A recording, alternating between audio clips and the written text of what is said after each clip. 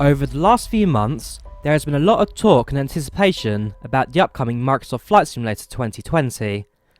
Ever since it was first announced at E3 in June, there has been a lot of following for this platform, with updates coming from a number of news sites and the Microsoft Insider platform.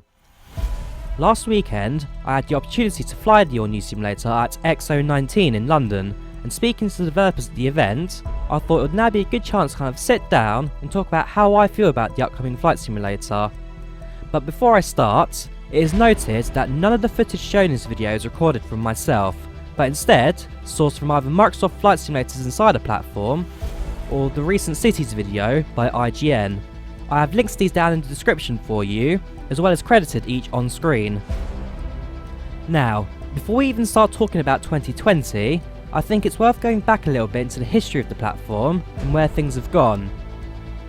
FSX was released back in 2006 by the Microsoft ASUS team. This proved to be their final project as financial troubles along with pressure from Microsoft led to the team being disbanded and the upcoming Microsoft Train Simulator 2 being cancelled. Flight Simulator had always been a popular product from Microsoft throughout its iterations, and so despite the majority of the original developers no longer being employed, they decided to hand over the projects to their Games for Windows Live team to see what they could do. This led to the creation of Flight, which as we all know, didn't fare too well. While it wasn't a terrible platform, it did cater for an audience that just was too small, and limiting the majority of the world meant that it left users uninterested. Before long, this too was cancelled, and things were looking really bleak.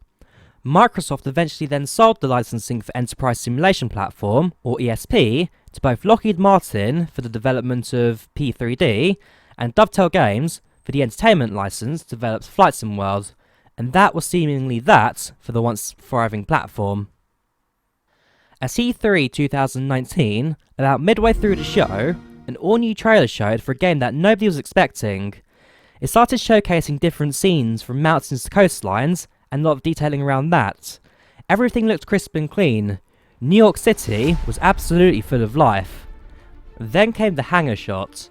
This was our first look at the silhouette of the Diamond's DA42, and then after, the engine of the TBM 500 starting up. This was a flight simulator. Microsoft were back in business. This was an all-new Microsoft Flight Simulator. When the logo pops up at the end, just about every flight sim community, which had been dormant for a number of years, just woke up and leapt out their slumbers. I personally was at the pub with a few mates when somebody pinged me a message for the new trailer. When I read what was happening, I was quick to excuse myself to stand in the corner to see this with my own eyes. And I must admit, watching the first trailer almost brought me to tears.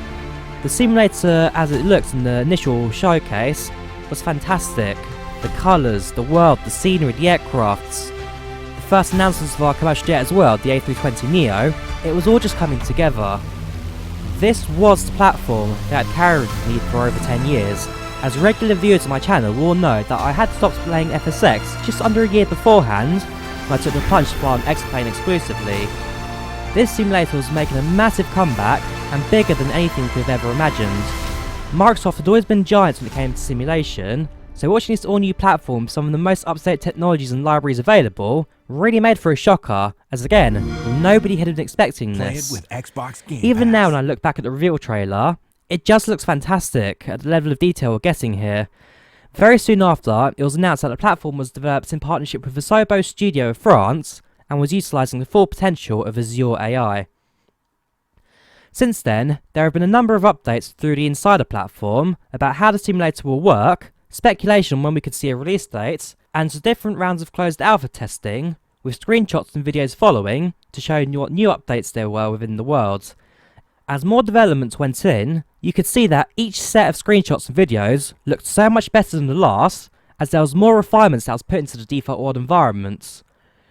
X019 had now come around the corner, and Asobo had announced on the Insider platform that they were going to attend the show and showcase the simulator while allowing people the first chance to try the simulator for themselves.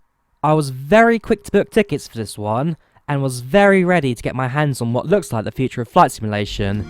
This was certainly to be a show to remember. On the Thursday, we got to see an all-new trailer showcasing more of the world, and above all, a new aircraft that just blew the crowd away. it was the all-new Boeing 747-8. We only got to see the external model of this one, as well as some of the sounds, but the level of detailing what we saw just blew everyone away. And then, I got to play it. This was certainly the best part of the weekend. The X019 demo allowed us to fly in 3 locations. These were Seattle, Naples, and the elusive Courchevel. Each were full of life with road traffic below, houses that popped out in their real world locations, and airports that fit naturally around the environments they were in. Naples in particular was absolutely stunning to fly through, especially at night. Road traffic weaved in and out of roads that spanned the entire city, and the main road that sits at the end of runway 06 was full of traffic that lit up the aircraft as you flew low over the scene for approach. I was also taken to a higher altitude and set the weather to cloudy to look at how the different layers of cloud interacted with one another through lights. The biggest light source in the game is that of the sun. The light that gets refracted through the high level clouds and blocks out to create shadows, and this was not only projected onto the ground, but also to lower level clouds as well, which too then appeared darker. Each light source in the air as well as the ground are dynamic and affects both its surrounding on the scenery and the player's aircraft. There are also a number of different weather modes available, including a fully functional real-time setting, which certainly throws itself in flight. Naples, for example, was not the clearest of days at the time, and the high winds led to the aircraft being thrown around while maintaining level flight. Next we headed to Seattle Everett, and one of the guys there told me to try out an aerodynamic stall to put their flight dynamics to the test. In the Cessna 172, I climbed to about 1,500 feet, idled the throttle, and put the aircraft into an upwards climb to lose more speed. As I got closer to the stall line, I then levelled off the aircraft and waited for the inevitable to happen. The aircraft certainly felt heavier and slowly lost its ability to maintain level flight. Soon after, the left wing slipped into the aerodynamic stall and the aircraft dropped to one side. I was very quickly looking down at the ground, with a low level spin to correct as well. Recovery of the aircraft wasn't terribly difficult, because let's face it, the C-172 doesn't require much to be flying level again, and I was soon flying after a drop of only around 400 feet. Next came the Courchevel landing challenge, and unlike the 2 previous scenes where you're flying the Cessna, in this case you're now flying the French-built Robin DR400. As the airport is also at a really high altitude, leaning the mixture was also required, which is somewhat limiting then your power, with less fuel being blasted into the engine. While I was successful at landing on each occasion, this was certainly no easy feat. The aircraft felt heavy on the controls at low speeds, especially when on final. Plus on my last attempt, I almost thought I was going to stall it, with my speed and altitude dropping really low.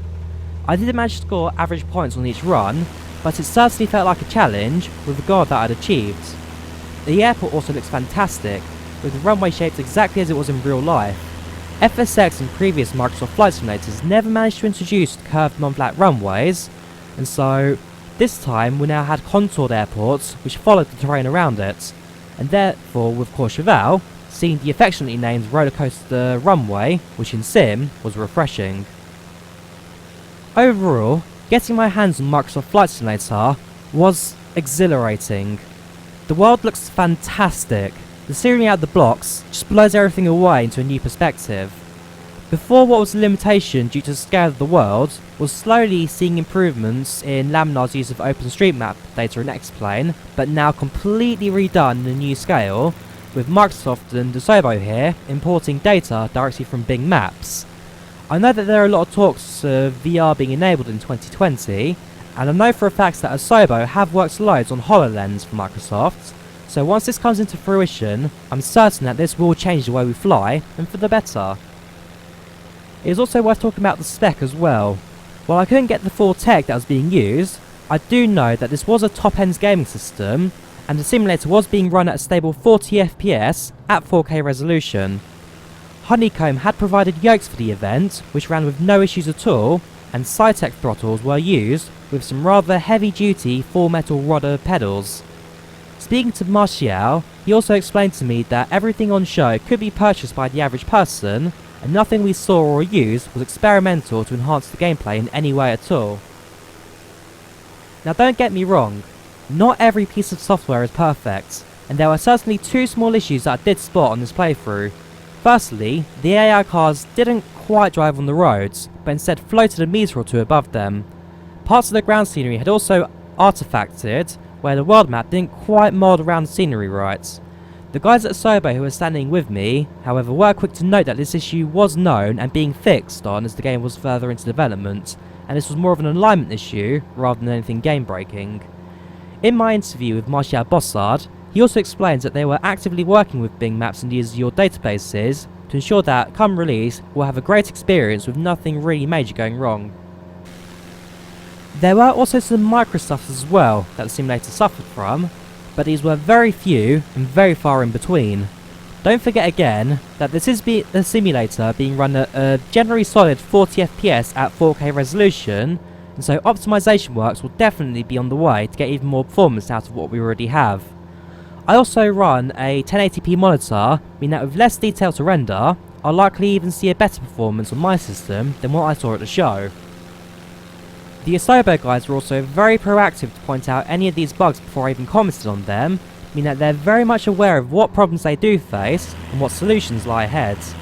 A lot of game studios will happily drop a bug fest onto the market, and in recent times have faced some criticism about it, but this is something I'm sure that Asobo will avoid altogether. Speaking of the Asobo team, I must also credit them for the level of passion they have while talking about their new simulator. A lot of them hold PPLs and have experience in flying real-world aircraft, and therefore are very passionate about what they are releasing. They were also quick and happy to answer any questions I had regarding the simulator, and were always happy to help and correct anything that I didn't quite understand. They're a fantastic group of people who I am certain will carry the simulator forwards. The passion that these guys have also just puts a massive glow over the whole project. These guys do not want it to fail.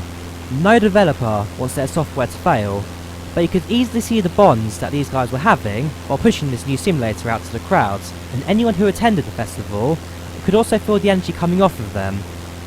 Speaking to Martial Bossard, the co-founder of Asobo and lead developer of Microsoft Flight Simulator, he was certainly proud of the work that had been put into this, as well as his team, and this certainly blew away a lot of the expectations that anybody was expecting, and the positive feedback from the crowds really put the icing on the cake for them. You can also view my interview with him on flightsim.com, with an article linked to this in the description of the video. As for the two mainstream platforms Prepared and X-Plane 11, do I see them falling as a result of this? I'd say yes and no. I mean, both simulators I'm sure will still hold a sizable market long after Microsoft Flight Simulator releases. Besides, a bit of healthy competition does go a long way. And don't forget that in the particular case of X-Plane, Laminar Research did release 10 other versions of X-Plane long before 11, and while this was seen as second best to Microsoft Flight Simulator originally, this was still a very good platform led by the wonderful Austin Meyer. As both platforms have had their time in the limelight, this will certainly help them keep a large user base going, but the numbers I'm sure will dwindle. This also doesn't mean that we have to stop using both platforms either, and I know I certainly won't. They both still have their benefits, and I'm sure one or two aspects may even exceed with that of the new simulator. Laminar Research especially have a lot on their hands right now in terms of keeping their simulator alive, but they too are very passionate when you go through their developer Q&A streams, as well as their appearances in the Flight Simulator events, as well as for Lockheed Martin being the massive aeronautical industry giant in America. They're going to put a lot of time into keeping their simulators afloat. They've also worked through thick and thin to ground their platform to where it is now, something they certainly won't want to lose. Asobo and Microsoft, when it comes to marketing the new simulator, have also positioned themselves perfectly to cater everyone from the flight sim enthusiast right down to someone who's picking up a flight simulator for the very first time. By showcasing the beautiful graphics, the aircraft available that can be adjusted in difficulty, and scale of the world, they are certainly learning from their mistakes with flights and looking to improve things for the better in the future. By giving us the whole world, enabling anyone of any ability to fly, it's a wow factor that will definitely get people interested. For me, Microsoft Flight Simulator 2020 is the future of flight simulation, and hopefully it's enough as well to revive the genre once more and bring back another golden age of flight sim we haven't seen for a long time now.